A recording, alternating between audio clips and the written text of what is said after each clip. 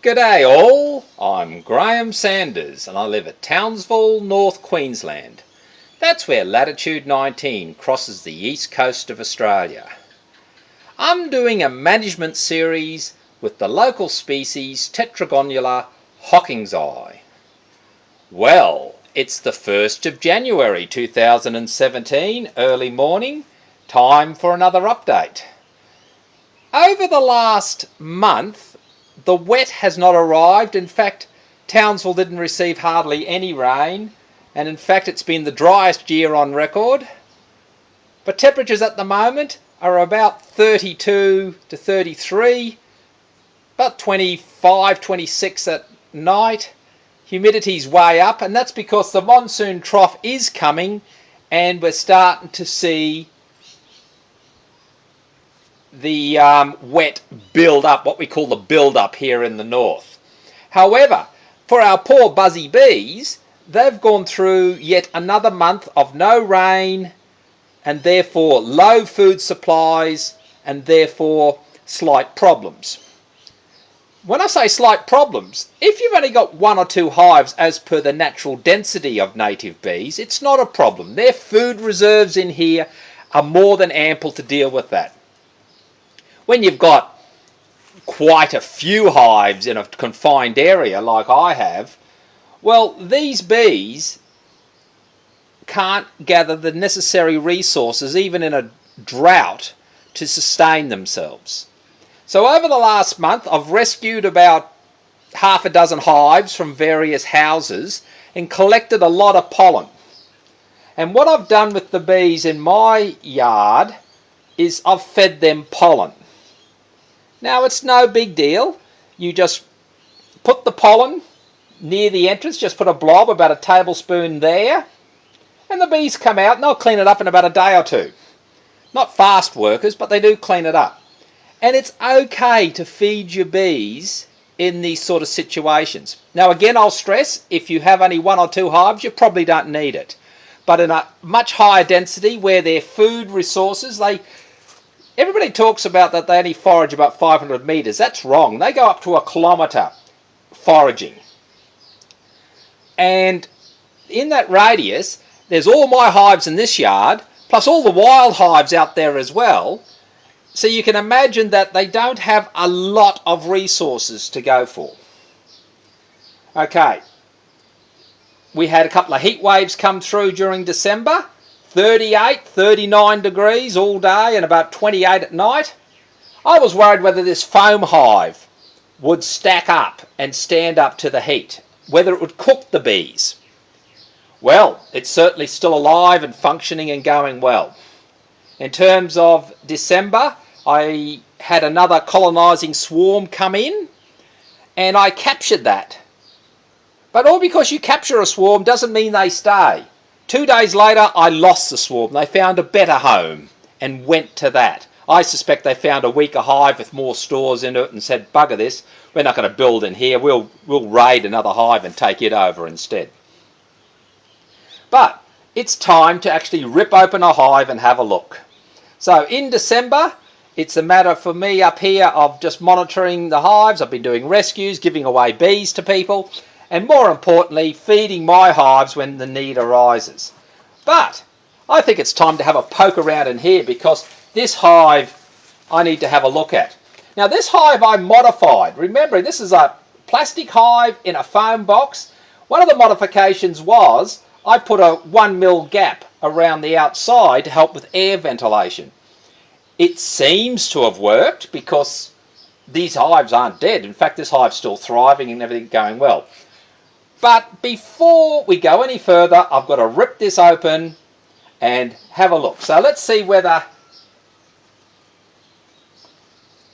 the modification has caused any problems. Whether I can get into it, that'd be a good one.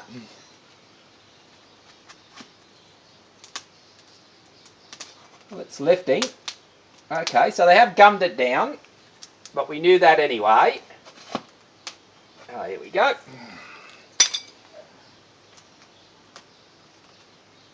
Oh, nice and sticky. I'm happy with that. Oh, there's a bee there. tells you straight away they're using that. See him there walking around, you can have a poke around on that. I'll have a quick look here.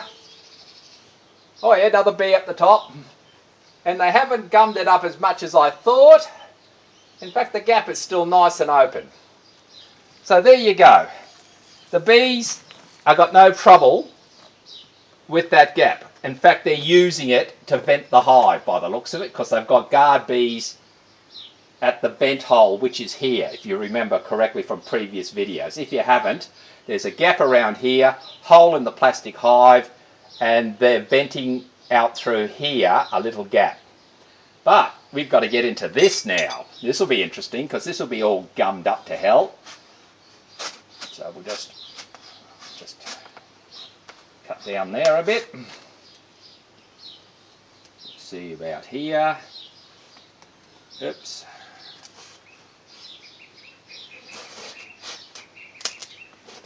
Seems to come apart easy enough. So my modification seems okay. Ooh, nicely gummed up. But what do you expect from bees?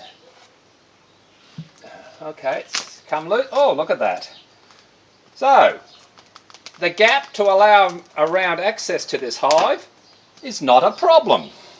You can see there on the board there, they've sealed up where they need to. More bees walking around there. They're using this gap. To refresh those who are coming in late, that is the entry point. That's full of pollen, or should be.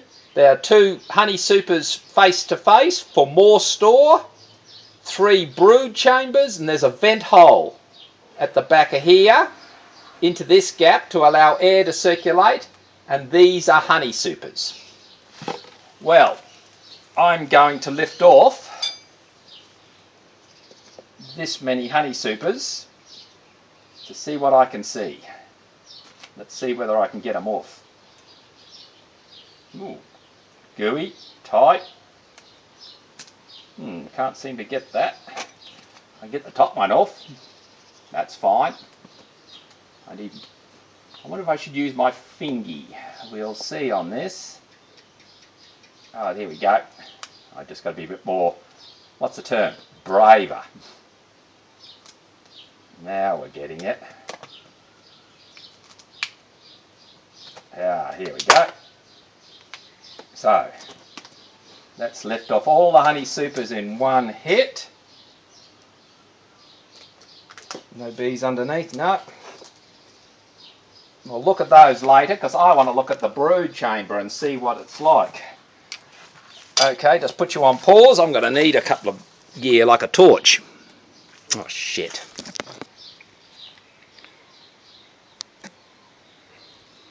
Sorry about that. Oh, shit, the bloody camera was doing something.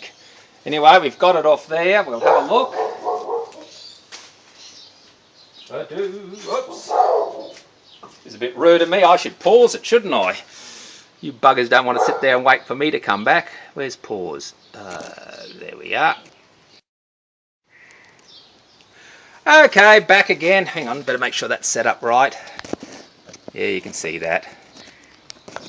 It's the old saying, near enough's good enough. Okay, got my torch. Hang on, stand that up a bit better. There you go. Let's have a look inside and see what I can see.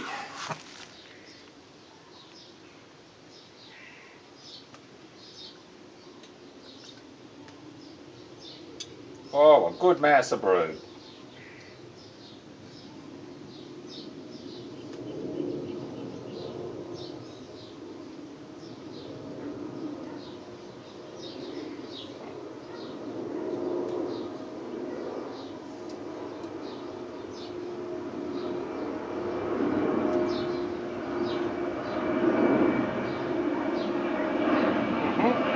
All right. There is brood in that whole box here. It is massed like that. So they're definitely facing it towards the front of the hive. So I'm gathering from that they got no trouble with the temperature, because that's the hottest part of the hive there. These two, still very empty. The vent hole, Yeah, it's open. I'll have one more look. Looking for the... Well,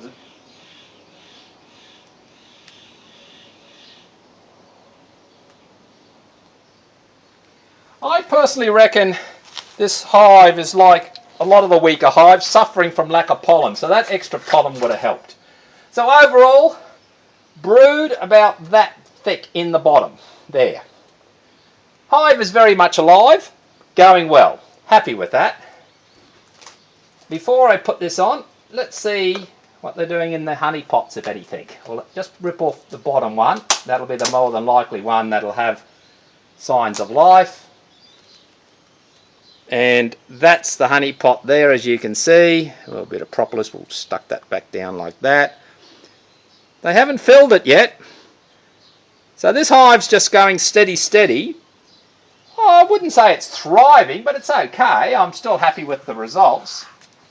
The having the gap, and you can see the gap around it now much more clearly here. The gap around it seems fine. So we'll put it all back together, wrap it up, try not to squash the odd bee. He gets out of the way. Thank you. Thank you. Now he's out of the way. Get off me. And the rest of these can just go on. So they are working it. See what they've done here?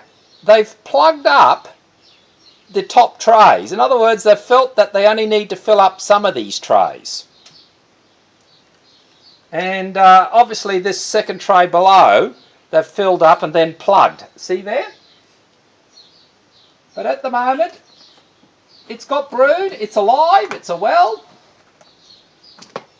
It's, what can one say? It's a beehive. Alright, I think that's about it for the month. This hive will only last till February because I'm getting a new species of bee, Tetragonula sapiens, as in Homo sapiens like us, although they're nothing like us of course, and this hive is going to become their new home.